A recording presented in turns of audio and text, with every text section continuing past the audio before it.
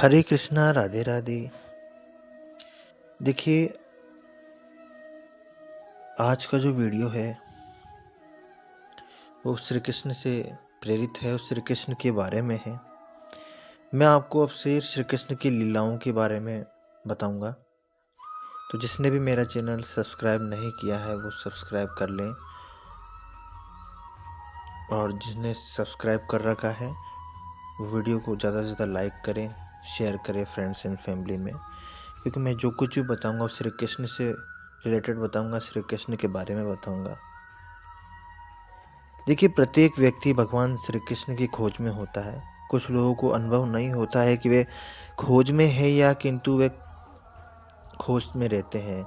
तो श्री कृष्ण ईश्वर है, जो कुछ विद्यमान है सब उसके स्रोत है, और जो कुछ है, जो कुछ था या जो कुछ होगा सब उसके कारण है। ईश्वर असीम है, उनके नाम भी अनेक हैं और सभी एक है। ईश्वर निराकार नहीं है, उनके निराकार तथा साकार दोनों स्वरूप है, और उनका व्यक्तित्व परम शाश्वत आनंद में और ज्ञान से पूर्ण है। और जिस प्रकार सागर के जल की प्रत्येक बूंद में सागर जल के गुण रहते हैं, उसी तरह हमारी चेतना में श्री ईश्वर की चेतना के सारे गुण होते हैं। जन्म जन्मांतरों में हमने क्षणभंगुर के साथ अपना संसर्ग बढ़ाया है, और इस नश्वर शरीर को जो अस्थियों और मांस की गठरी के समान है, हमने गलती से आत्म रूप मान लिया है, और इस क्षणभंगुर स्थिति को ही अंतिम मानने की भूल हमने की है। सभी युगों में महान संत जिनके ज्वलंत प्रमाण रहे हैं कि ये ईश्वर चेतना के विनाशी स्थायी स्थिति और सभी जीवात्माओं में जागृत की जा सकती है, और प्रत्येक आत्मा मूलतः देवीय है। देखिए, श्रीमद् भगवत गीता में भगवान श्री कृष्ण कहते हैं कि आत्म में सुदृढ़ समस्त भौतिक कलमश से मुक्त हुआ योगी परम चेतना के संपर्क में सुख की चरम सिद्धावस्था प्राप्त करता है, जिसके द्वारा हम अपनी चेतना को शुद्ध करते और अधिक प्रदूषण को रोकते हैं और सिद्धि, पूर्ण ज्ञान और पूर्ण आनंद की स्थिति प्राप्त करते हैं। देखिए, इस एपिसोड में हम बात करेंगे लीला पुरुषोत्तम भगवान श्री कृष्ण के जन्म के बारे में।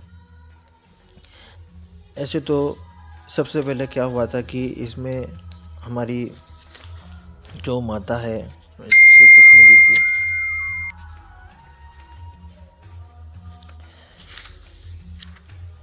देखिए, देवकी कंस की बहन थी, और वो अपनी बहन को बहुत चाहता था, बहुत अपने लाडों से रखता था।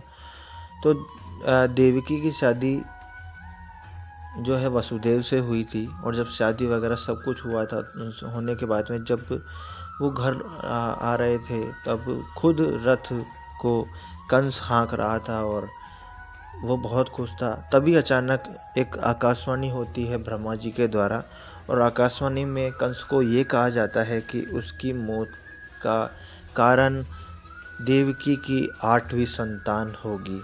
बस ये सुनना था कि उसने देवकी के केशों को पकड़ लिया और अपनी तलवार निकालकर देवकी की गर्दन को धड़ से अलग करना चाहा। तब वसुदेव ने जब ये सब देखा तो उसे रहा नहीं गया, और उसने रोकने के लिए कंस को कहा कि हे महाराज कंस, आप तो जानते ही हैं कि जिसने भी इस धरती पर जन्म लिया है उसे एक ना एक दिन तो मरना ही है। तो आप इस सब से क्यों डर रहे हैं, जब हमें मालूम है कि हमने इस संसार में जन्म ले लिया है तो उसके बाद में तो हमें मरना ही है। तो आप मरने की इस बात से इतना क्यों घबरा रहे हैं। तब कंस ने उनकी इस बात को नहीं सुना, क्योंकि वो राक्षसों की संगति करता था, राक्षसों के साथ रहता था, तो वो नहीं माना। और इस प्रकार फिर जब वसुदेव ने देखा कि वो भी अभी भी नहीं मान रहा है, तो उन्होंने कहा कि मैं अपनी जो जितनी भी संतानें होंगी मैं सबको आपके समक्ष लेकर के आता रहूँगा। आप का ये मेरा यही फैसला है। तो ये सब बात सुनकर कंस जो है मान गया, और उसने देवकी और वसुदेव को कारागृह में डाल दिया। और एक एक करके जब देवकी के संतानें हुई तो 7 संतानों को कंस ने अपने हाथों से मौत के घाट उतार दिया। और जब 8वीं संतान हुई तो वो 8वीं संतान भगवान श्री कृष्ण थे। तो देखिए, मैंने आपको बताया थोड़ा संक्षेप में। अब मैं आपको थोड़ा उल्लेख में बताता हूँ कि देखिए, जब श्री कृष्ण जी ने उनकी कोख से जन्म लिया तो वो जब एक सामान्य बालक की तरह भी जन्म ले सकते थे, बट उन्होंने जन्म लेने के बाद अपना नारायण रूप उनको दिखाया, क्योंकि ताकि उनको विश्वास हो सके कि उनकी कोख से श्री नारायण ने ही जन्म लिया है। और वो बहुत खुश थे। तब भगवान ने कहा कि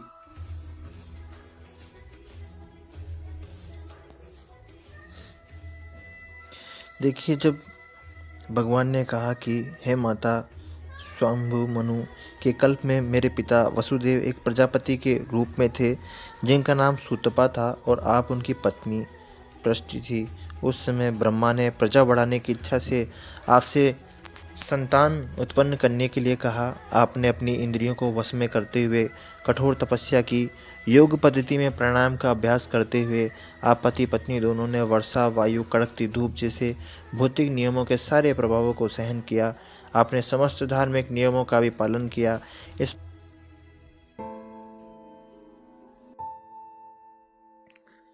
आपने अपनी इंद्रियों को वश में करते हुए कठोर तपस्या की। योग पद्धति में प्राणायाम का अभ्यास करते हुए पति पत्नी दोनों ने वर्षा, वायु, कड़कती धूप जैसे भौतिक नियमों के सारे प्रभावों को सहन किया। इस प्रकार आपका हृदय निर्मल हो गया और भौतिक नियमों के प्रभावों पर भी नियंत्रण प्राप्त हो गया। तपस्या करते हुए आप वृक्षों के नीचे भूमि पर गिरी पत्तियों मात्र का आहार करते रहे।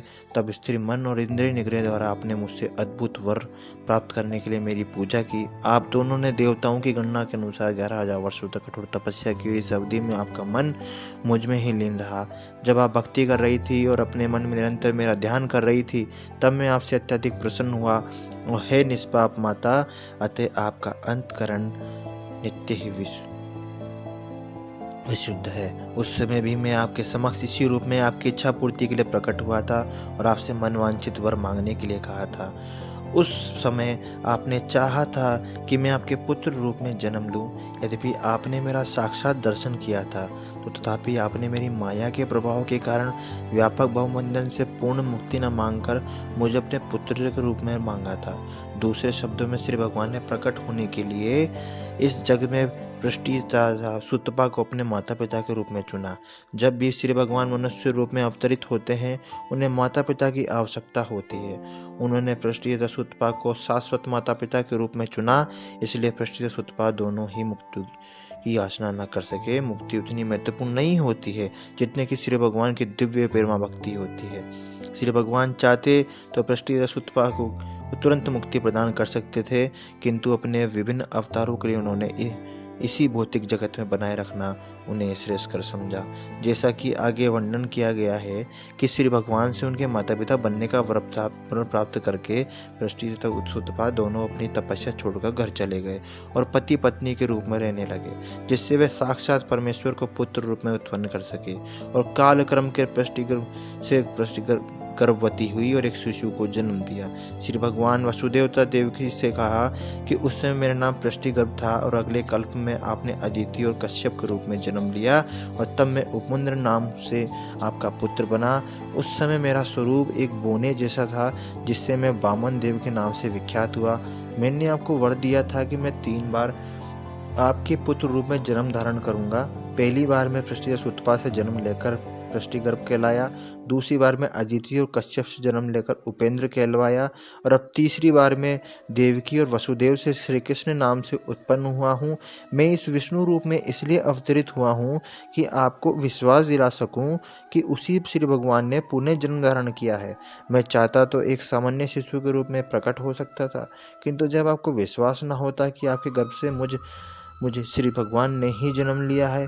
तो हे मेरे माता पिता, इस तरह आपने कई बार अत्यंत लाड़ प्यार से अपने पुत्र के रूप में मुझे पाला पोसा, अतः मैं अत्यधिक प्रसन्न हूँ और आपका अत्यंत कृतज्ञ हूँ। मैं विश्वास दिलाता हूँ कि इस बार अपने इस उद्देश्य को पूरा करके भगवत राम को वापस जाएंगे। मैं जानता हूँ कि आप मेरे लिए चिंतित है और कंस से भयभीत है, अतः मेरा आदेश है कि आप तुरंत ही मुझे गोकुल ले चले और यशोदा की नवजात कन्या से जो अभी अभी उत्पन्न हुई है मुझे बदल ले। अपने माता पिता से इस प्रकार कहकर उनकी उपस्थिति में श्री भगवान सामान्य बालक बन गए और मौन हो गए। श्री भगवान का आदेश पाकर वसुदेव अपने पुत्र को प्रसूति गृह से बाहर ले जाने के लिए तैयार हो गए। ठीक उसी समय नंद यशोदा को एक कन्या उत्पन्न हुई थी। वे योगमाया थी, अर्थात वे श्री भगवान की अंतरंगा शक्ति थी। इस योगमाया के प्रभाव से कंस के महल के सारे निवासी, विशेष रूप से द्वारपाल, गहरी नींद में सो गए और लौह श्रृंखलाओं से बंद महल के सारे दरवाजे खुल गए। रात अत्यंत अंधेरी थी, किंतु ज्यों ही वसुदेव श्री कृष्ण को अपनी गोद में लेकर बाहर निकले तो उन्हें सब कुछ दिखने लगा मानो सूर्य का प्रकाश हो। चैतन्य चरितामृत में कहा गया है कि श्री कृष्ण सूर्य प्रकाश के तुल्य है और जहाँ श्री कृष्ण रहते हैं वह अंधकार रूपी माया नहीं रह सकती। तब श्री कृष्ण को वसुदेव ले जा रहे थे, तब रात्रि का अंधकार दूर हो गया और कारागार के सारे द्वार स्वतः ही खुल गए। साथ ही आकाश में गंभीर गर्जना हुई और भीषण वृष्टि होने लगी। जब वसुदेव इस वर्षा में अपने पुत्र को ले जा रहे थे तो श्री भगवान शेष ने नाग का रूप धारण करके वसुदेव के सिर के ऊपर फन फैला लिए, जिससे वृष्टि ने उन्हें बाधा न पहुँचे। वसुदेव के यमुना के तट पर आए तो देखा कि यमुना के जल में गरजती लहरें उठ रही थी और सारा पाट फैल उठा था। इतने पर यमुना ने वसुदेव को नदी पार करने के लिए मार्ग दे दिया। ठीक उसी प्रकार जिस प्रकार सेतुबद्ध के समय हिंद महासागर ने भगवान श्री रामचंद्र जी को रास्ता दिया था, इस प्रकार वसुदेव ने यमुना पार की और उस पार वे नंद महाराज के गोकुल स्थित निवास स्थान में गए, जहाँ उन्होंने देखा कि सारे ग्वाले गहरी नींद में सोए हुए थे और इस अवसर का लाभ उठाकर वे यशोदा के घर में चुपके से घुस गए और बिना किसी कठिनाई के अपने पुत्र को रखकर बदले में यशोदा की नवजात पुत्री को उठा लाए। इस प्रकार चुपके से घर में घुसकर लड़के को लड़की से बदले लेने के बाद वे पुण्य कंस के कारागार में लौट आए और पुत्र को देवकी की गोद में रख दिया। उन्होंने पुत्री को देवकी की गोद में रख दिया। उन्होंने पुण्य हथकड़ी बेड़ियाँ पहन ली, जिससे कंस को ये पता न चल पाया कितनी सारी घटनाएं घट चुकी है। माता यशोदा को ज्ञात था कि उन्होंने एक शिशु को जन्म दिया है, किंतु प्रसव पीड़ा से थक जाने के कारण वे प्रगाढ़ निद्रा में थी और जब वे जागी तो उन्हें याद न रहा कि उनको पुत्र हुआ या पुत्री।